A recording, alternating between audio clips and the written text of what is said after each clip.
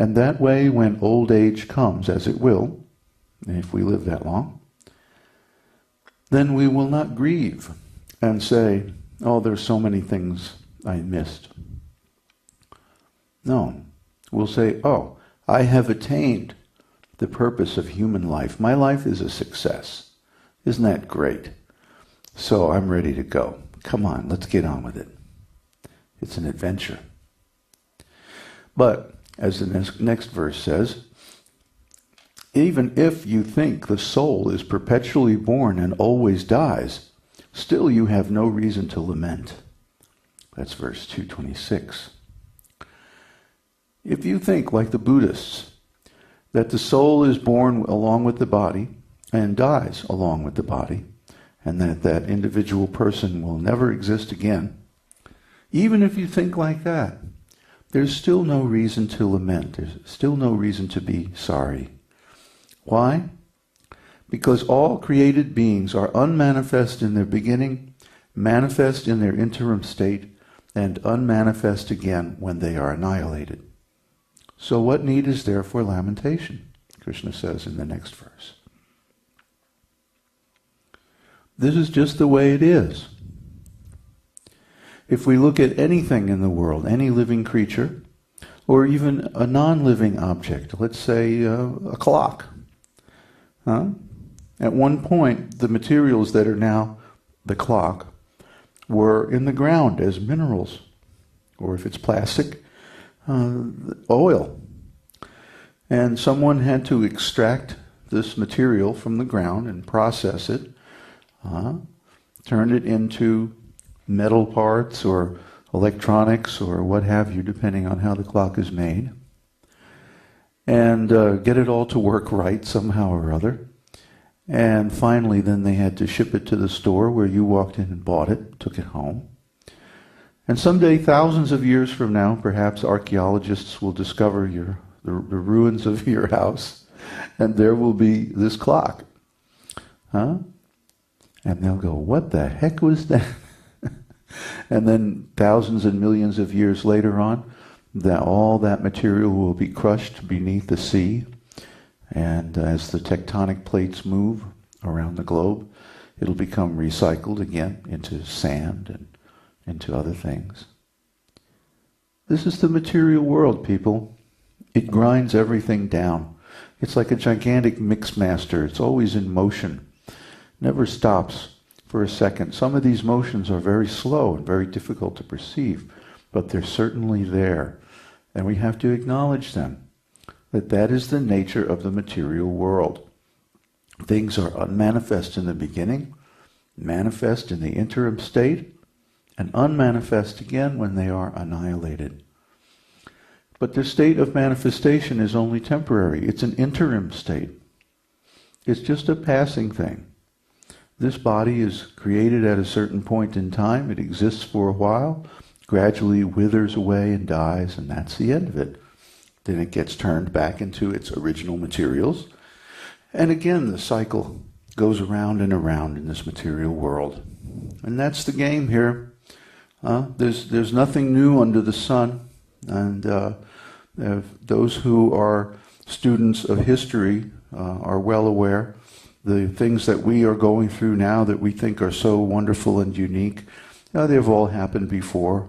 People are always complaining for the last thousands of years about how nasty their teenagers are, and there's nothing new under the sun.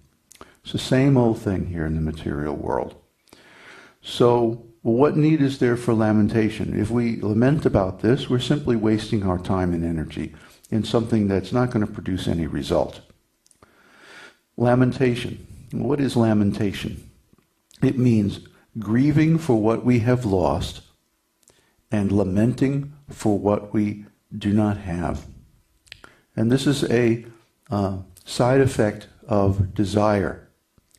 Desire means I want something, but I don't have it. Okay? Either I've lost it or I haven't yet gained it. Either way, it's a form of lamentation. Boo-hoo, I don't have what I want. Well, so what? Is crying over it going to change anything? You see?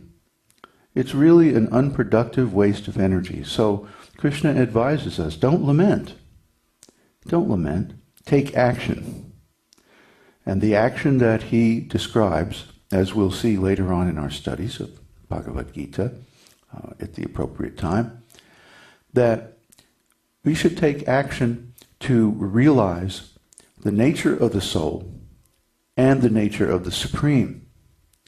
As we said, the soul is something really amazing, really something wonderful, inconceivable to the human intelligence. So that means there's a higher intelligence. Well, what about this higher intelligence?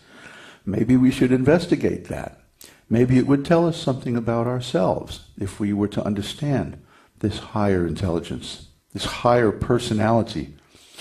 So the form that our investigation will take is hearing from that personality as he has revealed himself in the different Vedic scriptures, such as Bhagavad-gītā.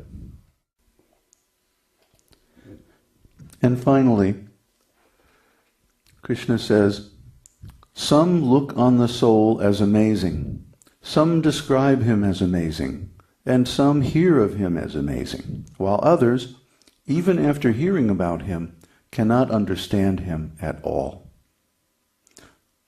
He who dwells in the body is eternal and can never be slain.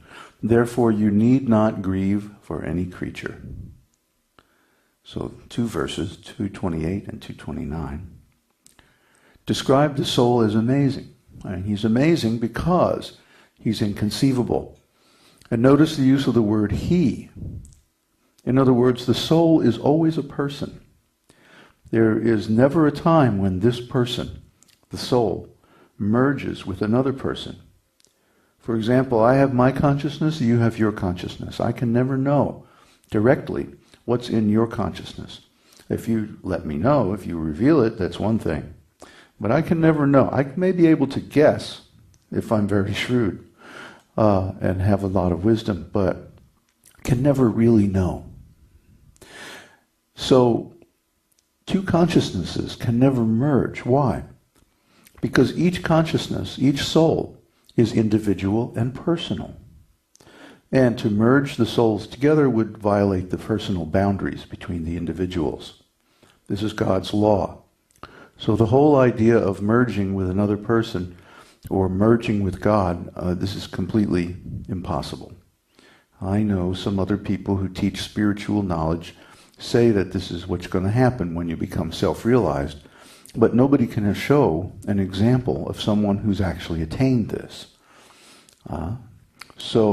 Therefore, we think that the ontological rules that govern the soul, according to our analysis, are that the soul is individual, unchangeable, immutable, just like Krishna says, can never be changed. So what's this idea of merging?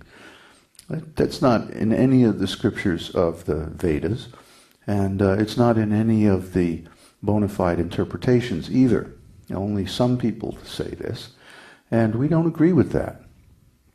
Because the very next verse says, he who dwells in the body is eternal. So if he's eternal, how could he change by merging into another being? You see, this is illogical. Anyway, the soul can never be slain. We are eternal, we are immortal. Therefore, we need not grieve, either for ourselves or for others. Okay? This means the end of unhappiness, the end of grief, the end of lamentation over dying and death. It's simply a waste of time. So, please go on to check the review questions and post something for discussion. And we would appreciate that very much. Thank you. This is David Hughes, hoping you've enjoyed this installment of Your Perfect Body, our podcast from the Esoteric Teaching. Please join us again and benefit from these spiritual teachings that help you attain your real perfect body. And don't forget to visit us on the web at esotericteaching.org.